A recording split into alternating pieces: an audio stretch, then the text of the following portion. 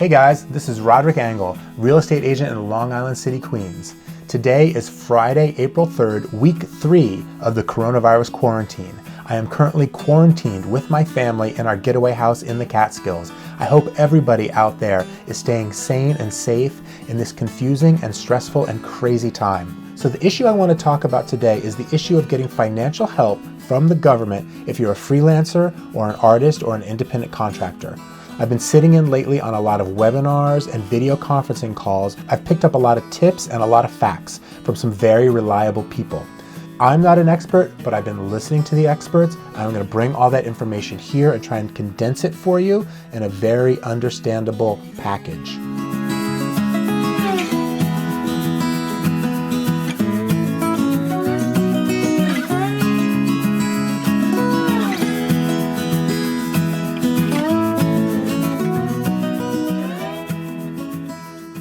So you all might know that in addition to being a real estate agent, I'm also a photographer and a filmmaker. I live in this really vibrant, creative community in Long Island City, and I love it. It's so important to me, and it really breaks my heart to think that I could not go out to a local gallery and see my friends' art on the wall. It really breaks my heart. I know that a lot of people are struggling right now. People are scared that they won't be able to pay their rent, or they might not even have a career left. The government is stepping in to help freelancers for once. It's just a very confusing and convoluted process, so I'm hoping today that I can shed some light on it.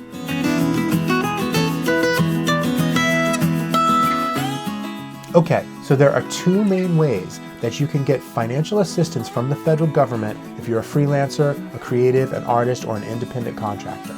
Number one is unemployment insurance.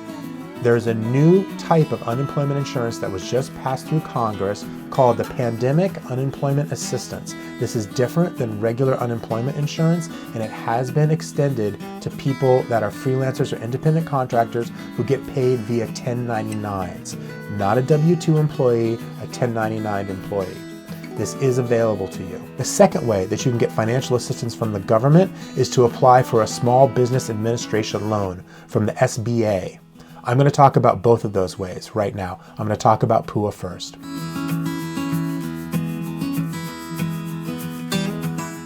Okay, PUA, Pandemic Unemployment Assistance.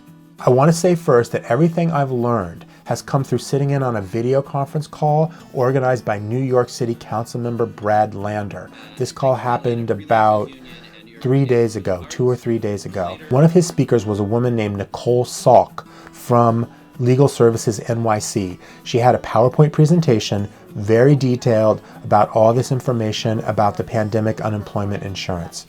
So I'm going to link to Nicole's PowerPoint below. You can see all the information for yourself, but I just want to give you the bullet points and the highlights right now. So the first thing to know about PUA is that it's a separate program from regular unemployment insurance, but it's only available if you've already applied and been denied for unemployment insurance. Now this is in New York State. I'm telling you New York State regulations for this. If you're in another state, I have a feeling it's going to be similar, but I'm telling you what's for New York State. So you have to apply for unemployment insurance first. If you're not a W-2 employee who has recently lost work, you're not going to get unemployment insurance. But you have to apply for it and be denied before you can apply for PUA. That's an important thing to know. Apply for unemployment insurance first, then apply for PUA. Second thing to know, the application for PUA is not out yet, okay? So don't stress too much. Go ahead and apply for the unemployment insurance and then wait for the PUA application to come out. Number 3, what are the benefits to PUA? I'm going to tell you, but I want to consult my notes because it's numbers and I like to get numbers right. Okay, so the potential benefits available from PUA are as follows. It is based on your quarterly income and will be 1/26 of your quarterly income per week. So you got to think of it roughly half. You're going to get about roughly half of what you normally make on a weekly basis. That benefit will be extended through 39 weeks currently. But in addition to that, it was recently passed a $600 per person per week increase in the benefit that will last for 13 weeks.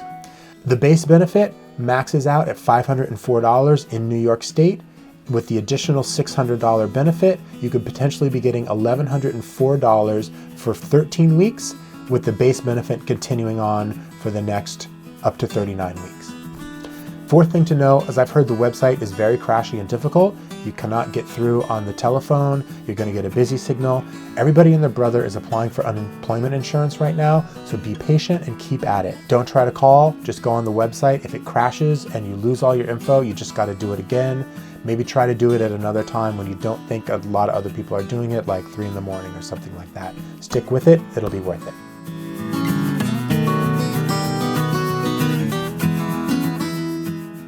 Okay, so the next potential way that you can get financial assistance from the government if you're a freelancer, independent contractor, or own a small business is to get an SBA, Small Business Administration loan. Now this is a loan, but a potentially forgivable one. The Small Business Administration has been around since 1953 and is there to give assistance to entrepreneurs and small businesses in the United States. The SBA COVID-19 Economic Injury Disaster Program is there to provide a potentially forgivable $10,000 grant against a future SBA loan. But the grant is still applicable even if the loan is denied. Honestly, there's so much about this program that still is very unclear. I can't really tell you everything definitively. But if you run your own business and have paid contractors via 1099 within the last couple of years, just go and apply for it. It can't hurt, right? You could get a check from $10,000 from the government. One thing to know, from what I've heard, the funding for the EIDL is finite. There's a finite amount of resources, so it's really a first come, first served grant. So don't waste any time, just go and apply, see what happens. I put a link to the online application in the description below. In addition to the EIDL, there is a new program passed with CARES called the PPP, Payroll Protection Program. This program provides a low-interest loan to any small business with fewer than 500 employees to help with payroll and other costs. These loans can be up to $10 million and are potentially forgivable if the money is used for qualified expenses such as payroll, rent, mortgage, utilities, or other debt obligation. The interest rate that's currently recommended by the government is 0.5%, 0.5, very low interest loan. You can apply to these from your bank or other lending institution. A bank that you have a relationship, the bank that you have your business account with, go to them, you apply through them. As of this week, the PPP is available to small businesses, and starting next week, it will be available to independent contractors and sole proprietors. Well, I hope that helps, guys. I know it's a lot of information. There's a lot of information out there. There's some elements that we still need to get some clarity on.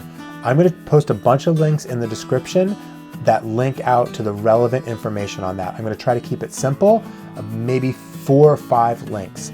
Really the most important links that you would need to apply for either of these programs. So there's the unemployment insurance, and then there's loans from the SBA. These are 2 ways that you can get financial aid from the government right now to help you if you're an artist, a creative, a freelancer, or an independent contractor. I hope this helps, guys. Good luck, stay safe. I love you all very much. I'll see you soon. Bye.